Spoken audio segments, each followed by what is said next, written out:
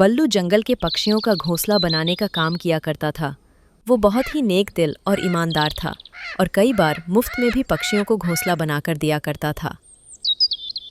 बल्लू जी, मेरी कल ही अंजू बुआ से बात हुई है। मौसम के जानकार पक्षियों ने कहा है कि इस बार बहुत ही तेज बारिश होने वाली है, इसलिए दूसरों का घोंसला बनाते बनाते कहीं अपने घोंसले की मरम्मत करना ना भूल जाइएगा। तुम भी ना अन्नू, खाम ही खाम चिंता करती हो। अरे मैं कल पक्का अपने घोंसले की मरम्मत कर लूंगा, लेकिन आज शाम को मुझे पहाड़ी वाले जंगल में जाना है। हो सकता है कि मैं आज ना आ पाऊं, इसलिए चिंकी मिंकू का ध्यान रखना अन्नू। बल्लू काम से पहाड़ी वाले जंगल की तरफ निकल जाता है। शाम होते ही तेज हवाएं चलनी शुरू हो जाती हैं और जोरदार बिजली की गड़गड़ाहट के साथ बारिश होना शुरू हो जाती है। माँ, ये कैसी आवाज थी और आसमान में वो झालर जैसी क्या चमकी? अरे मेरे बच्चे, वो झालर नहीं थी, वो बिजली थी। माँ, मुझे इस आवाज से बहुत डर लगता है। मैं आज रात तुम्हारे साथ ही सोऊंगा। हाँ, तुम दोनों मेरे साथ ही सोना। वैसे भी बल्लू जी आज है नहीं। मुझे तो डर है कहीं हमारा घोंसला ना टूट जाए। इतना कमजोर जो है। अन्नू मन ही मन परेशान हो रही थी कि तभी दरवाजे पर अंजू बुआ दस्तक देती हैं। अंजू बुआ, इतनी बारिश में यहाँ क्या कर रही हो? क्या हुआ? सब ठीक तो है? कुछ भी ठीक नहीं है अन्नू। वो देख, मेरा घोंसला पानी में बह रहा है। बारिश इतनी तेज है कि मेरा कमजोर घोंसला ढह गया। आज रात मैं तेरे साथ ही रुकूंगी। क्यों नहीं अंजू बुआ, तुमने तो मेरी कितनी बार मदद की है। तुम निश्चिंत होकर यहीं रुको। अन्नू, बल्लू कहाँ है? कहीं दिख नहीं रहा। यही तो चिंता है अंजू बुआ। बल्लू जी पहाड़ी वाले जंगल में काम से गए हैं, पर मुझे डर है इस बारिश में वह कैसे होंगे। ऊपर से हमारा घोंसला भी बहुत कच्चा है। तुम्हारा घोंसला तो फिर भी मजबूत था। जब वो ढह गया तो हमारे इस घोंसले का क्या ही होगा। अन्नू और अंजू दोनों बातें कर ही रही थी कि तभी अन्नू के घोंसले की आधी छत गिर जाती है और बारिश का पानी घोंसले में आने लगता है। जिसका डर था वही हुआ। अंजू बुआ, चिंकी को लेकर बाहर निकलो, मैं मिंकू को लेकर आती हूँ। चारों घोंसले से बाहर पेड़ की टहनी पर बैठ जाते हैं और बारिश में भीगने लगते हैं। अन्नू, चिंकी और मिंकू को ज्यादा देर तक बारिश में रखना ठीक नहीं है। मैं यहाँ इनके पास रुकती हूँ, तू जा किसी से मदद मांग ले। सही कहती हो अंजू बुआ, मैं अभी कालू भैया के पास जाती हूँ। शायद हमारी मदद हो जाए। कालू भैया, ओ कालू भैया, दरवाजा खोलो तो कालू भैया। दरवाजे की तरफ देखने की कोशिश भी मत करना। तुमने कोई हवेली नहीं बनाई है मेरे लिए। ये टिच्चू सा घर है और मैं इसमें किसी को नहीं आने दूंगी। मैं तो बस देख रहा था। तुम कहती हो तो नहीं खोलता दरवाजा, लेकिन बल्लू और अन्नू ने हमारी कई बार मदद की है, तो फिर चलो चलो, मदद बड़ी की है। मुफ्त में घर बना दिया तो क्या मदद हो गई। सो जाओ अब। लगता है कालू भैया और आशा बहन सो रहे हैं। पप्पू से पूछ कर देखती हूँ। पप्पू, दरवाजा खोलो। मेरे बच्चे बारिश में भीग रहे हैं। हम मुसीबत में हैं, मदद करो। पप्पू दरवाज़ा ना खोलकर खिड़की से बात करता है और अन्नू उसे पूरी बात बताती है। क्या है ना अन्नू, मेरा घोंसला बहुत कमजोर है। ये ज्यादा लोगों का वजन नहीं झेल पाएगा, इसलिए मैं तुम्हारी मदद नहीं कर पाऊंगा। माफ करना। इससे पहले कि अन्नू कुछ बोल पाती, पप्पू खिड़की बंद कर लेता है और अन्नू अंजू बुआ के पास जाती है। सब मतलबी हैं। तूने और बल्लू ने कितनी बार इनकी मदद, किसी को राशन दिया तो किसी का मुफ्त में घर बनाया, पर आज जब तेरा घर टूटा है तो सब पीठ दिखा रहे हैं। अगर मैं अकेली होती तो कोई चिंता नहीं थी, पर चिंकी मिंकू के लिए मन घबरा रहा है बुआ। ऊपर से बल्लू जी भी तो नहीं आए हैं। क्या करूं, कुछ समझ नहीं आ रहा। चिंता मत कर अन्नू, हमने कभी किसी का बुरा नहीं किया। भगवान भी हमारे साथ बुरा नहीं करेगा। हम दोनों अपने पंखों में चिंकी और मिंकू को छुपा लेते हैं। आधी रात हो जाती है, लेकिन बारिश थमने का नाम ही नहीं लेती। माँ, बहुत ठंड लग रही है।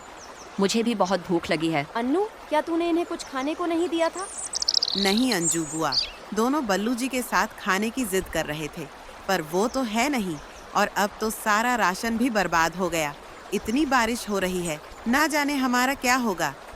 तू घबरा मत, चलो मेरे साथ, चलो सब लोग। अंजू बुआ अन्नू और चिंकी मिंकू को लेकर एक बड़े से पेड़ के पास जाती है। पेड़ राजा, जागो पेड़ राजा, हमें तुम्हारी मदद चाहिए। क्या हुआ अंजू बुआ, तुम और अन्नू चिड़िया, तुम सब इतनी बारिश में यहाँ क्या कर रहे हो? पेड़ राजा, अन्नू और मैं बड़ी मुसीबत में हैं। देखो ना, अन्नू का घर ढह गया और मेरा भी घर ढह गया और कोई भी हमारी मदद करने को तैयार नहीं। क्या तुम हमें रहने के लिए छत दोगे? कैसी बात करती हो अंजू बुआ, अन्नू बल्लू, और तुमने कितनी बार मुझे कटने से बचाया है। अब भला मैं तुम्हारी मदद नहीं करूंगा तो कौन करेगा? जल्दी से मेरे इस बड़े से हॉल में आ जाओ, मैं तुम्हें सुरक्षा भी दूंगा और खाने को ढेर सारे फल भी दूंगा। जल्दी से मेरे घर में आ जाओ। अन्नू और अंजू तुरंत ही चिंकी और मिंकू के साथ पेड़ के हॉल में बैठ जाती हैं। वहाँ बहुत सारे फल भी खाते हैं। वो लोग फल खा के सभी अपनी भूख मिटा लेते हैं। देखते ही देखते पूरी रात गुजर जाती है।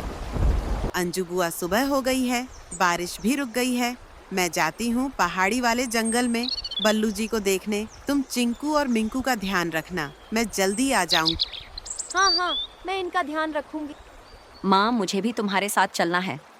हाँ, मुझे भी, मैं भी अब उड़ सकता हूँ। हमें भी अपने साथ ले चलो ना।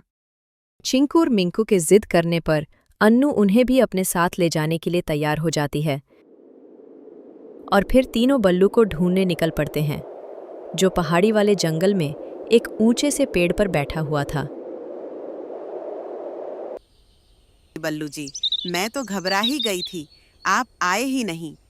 मैं तो आ रहा था, लेकिन बारिश इतनी तेज अचानक आ गई कि मुझे मौका ही नहीं मिला। इसलिए अब निकल रहा था कि इतने में तुम आ गई। चलो अपने घर चलते हैं।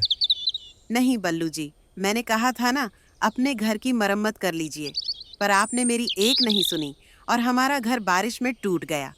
अरे नहीं तो तुम सब कहाँ रहे रात भर? अन्नू बिल्लू को सारी बात बताती है और फिर चारों अपने जंगल के लिए निकल पड़ते हैं। उन्हें पहुंचते पहुंचते शाम हो जाती है और तेज हवाओं के साथ हल्की हल्की बूंदाबंदी शुरू हो जाती है। अरे नहीं, लगता है मैं आज भी अपना घर नहीं बना पाऊंगा। कोई बात नहीं, हम पेड़ के होल में रह लेंगे, वो बहुत बड़ा है। हाँ, और वहाँ बहुत से मीठे फल भी हैं, खाने को मज़ा आएगा। चारों पेड़ के हॉल में पहुंचते हैं, जहां अंजू बुआ भी बैठी हुई थी।